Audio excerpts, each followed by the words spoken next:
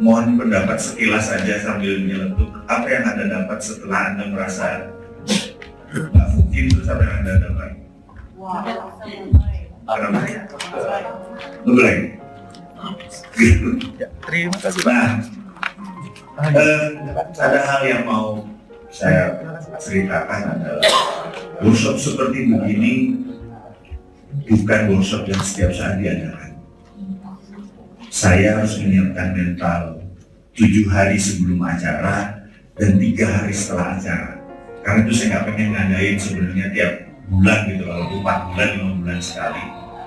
Karena memang berat buat saya, buat Pak Kirti atau buat Bu Anissa. Bisa dibayangkan ya kalau posisinya U-shape gitu ya. Terus mata panah ke kita 150 orang numpain sampah.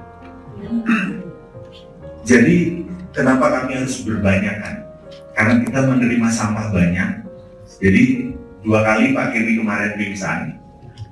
Jadi kalau ada yang ingat, jadi waktu inner child itu waktu kita dibawa ke tempat sebuah pohon perjalanan, dia sudah mulai goyang tuh. Kemudian ada anak kecil berusia terus dia berhenti. Itu dia pingsan. Karena itu suara saya yang masuk gitu ya. Karena kepukul juga kita. Nah saya waktu anger management, waktu ngegenggam bola hitam tadi, kan projected imaginary, jadi kita project sampah kita mau buang, tensinya tinggi, total saya pusing, saya ada tensi mental di sisi saya hitung 170, 110, saya keluar minum sedotan.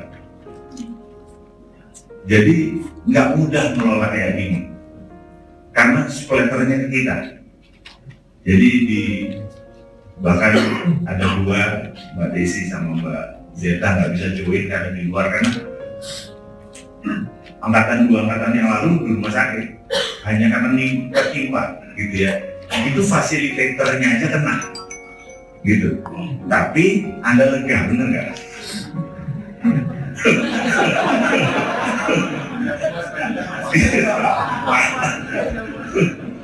Jadi nggak sesederhana itu, tapi bagi kami adalah sebuah kehormatan gitu ya. Terus kita bersama-sama selama 3 hari, jadi kayak saudara gitu ya. Dan kita mengembangkan bisnis, atau saya mengembangkan bisnis hanya sama alumni. Saya nggak berbisnis sama di luar alumni. Kenapa? Kita udah nangis bareng 3 hari. Udah buka-bukaan, bener nggak? Jadi susah neranginnya kalau Anda nggak pernah ikut seperti ini, gitu. Karena itu biasanya kalau suaminya ikut, istrinya masih dipaksa siapa? Ya kan? Hanya supaya ngerti apa rasanya dikerjain sama mandigu gitu kan. Gitu. Nah, ini adalah gambaran sekilas. Terus hari ini saya agak sedikit mikir gitu, apakah saya mau bermain bingo ngajarin Anda apa enggak, saya mau maju gitu. Saya masih terpikir mainin nggak gitu. Karena ini kan setengah hidup itu kan kayaknya dilalah, kayak gimana ya, saya susah nerangnya. Jadi lagi saya nyetel mood gitu ya, kita ngomongin yang lain aja, bener nggak? Setuju nggak? Ya, betul. Oke. Siapa yang di sini mau berbisnis dengan saya? Belum. Jadi ada sebuah kategori bisnis yang saya mungkin akan minta waktu teman-teman untuk sekitar. Saya tidak taat pada bisnis tertentu, misalnya bisnis pertanian, bisnis kuliner, atau bisnis properti. Saya tidak taat pada bisnis tertentu, saya taatnya pada profit. Jadi siapa yang memberikan profit, lama kerja, untungnya besar gitu kan, impactnya kecil, resikonya kecil, untungnya tak terhingga, saya pasti masuk. Gitu. Ya kan kita prinsipnya begitu ya, ngapain susah bisnis kerja, ngapain kita harus gini-gini, ngapain? Gitu. Nah, bisnis itu, kayaknya panitia minta ini apa namanya, flipchartnya.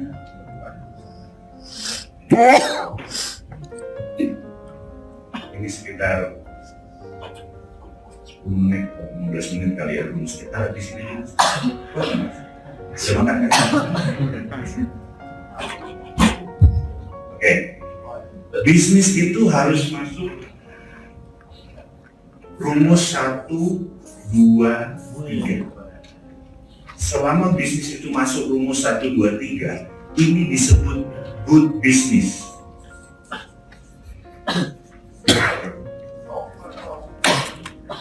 Pertanyaannya 1, 2, 3 itu apa? Gitu ya.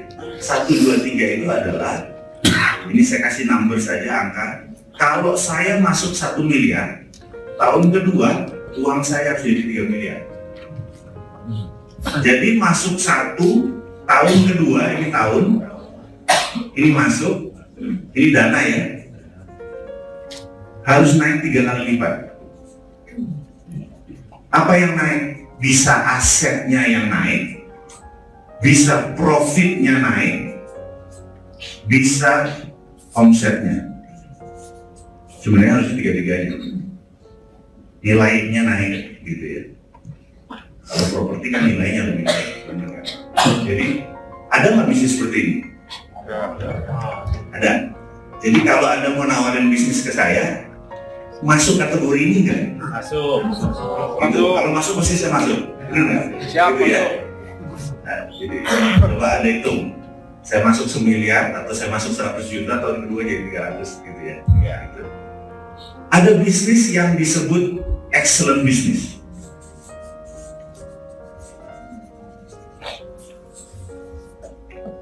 Yaitu masuk 1 miliar, tahun ketiganya dia jadi 5 miliar. Excellent. Itu pasti saya masuk lagi. Gitu. Anda mesti mikir, ada nggak bisa? Coba bisnis Anda apa? Masuk nggak? Ada. IoT, Mas. Oke, sebutin. Oke. Masuk ini. Masuk. Ya kan? Itu 1, 3, 5. Terus apa lagi bisnis Anda? Bisnis apa Mas? Tanah kafling, Pak. Tanah kafling bisa masuk segini? Bisa. Contohnya gimana? Tanahnya ditermin, kita cuma butuh modal kerja kecil aja. Tiba-tiba tahun kedua kita udah punya aset dan udah punya uang fresh money, Pak. Terus pembeli properti pengalaman zaman properti 15 tahun, 80% beli pakai kredit, Pak. Oh iya. Kebetulan di kita kebanyakan karena cuma tanah kafling doang, Pak. Ya, ternyata penabung tanah sama investasi tanah itu kita ngambil ceruk yang terdalam, ternyata banyak juga, Pak. Dan itu cash-cashan dan DP 50%. Oke, itu aja. Make sure B2C. Bisnis Anda tuh namanya open market, Mas. Open market tuh kayak punya Indomaret. Anda bilang berapa sehari orang datang?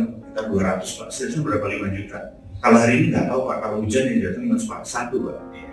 Open market kita nggak bisa tahu, Pak. Lu bisa garansi habis. Open market nggak bercanda loh. Tapi kalau B2B itu fix. Karena dia yang beli adalah corporate misalnya kayak gitu, misalnya, ya kan? Selang bersih persen dari saya, modal saya 1 miliar, saya dapat 5 miliar nih, kontrak dari selang bersih, sikat pasti, bener nggak? Itu. Nah, open market harus kita bertanya, gimana bisa skill bahwa ini bisa 3 kali lipat? Contoh, kenapa saya tadi ditanya, kenapa Bapak investasi abnormal banyak? Karena abnormal ada 91, dan saya buka pembukuannya sama Mbak Sarita, saya bilang Mbak buka, saya buka satu-satu, rata-rata 2 tahun 2 bulan untungnya. Jadi walaupun angkanya 4,5 miliar saya masuk, karena 2 tahun 2 bulan kemudian saya ambil duitnya udah hilang-hilangan, bener nggak? Itu bisa saya enak. Udah tau marketnya besar, ini proven. Jadi ya, saya akan tuntut, ininya proven nggak? Bener nggak? Gitu. Nah, mulai mikirin sekarang, nyampe gitu gitu. Ya. Nah, sekarang apalagi 1, 3, 5 gitu. Oke. Terus ada lagi yang disebut dream business.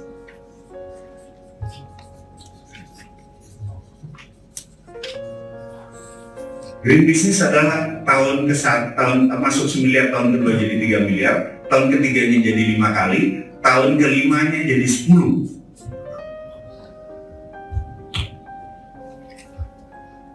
Kalau dream business, no brainer, saya nggak mikir, berapapun digitnya saya masuk, gitu, nggak mikir saya.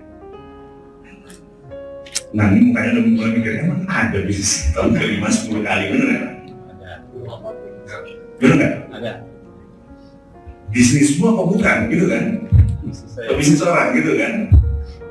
Oke, kita harus buktikan zaman sekarang ini nggak boleh hoax, bener nggak? Tolong download RTI, Business, yang warna hijau, panitia tolong bantu.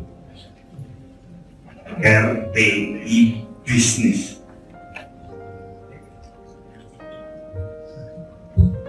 Coba download apps, RTI.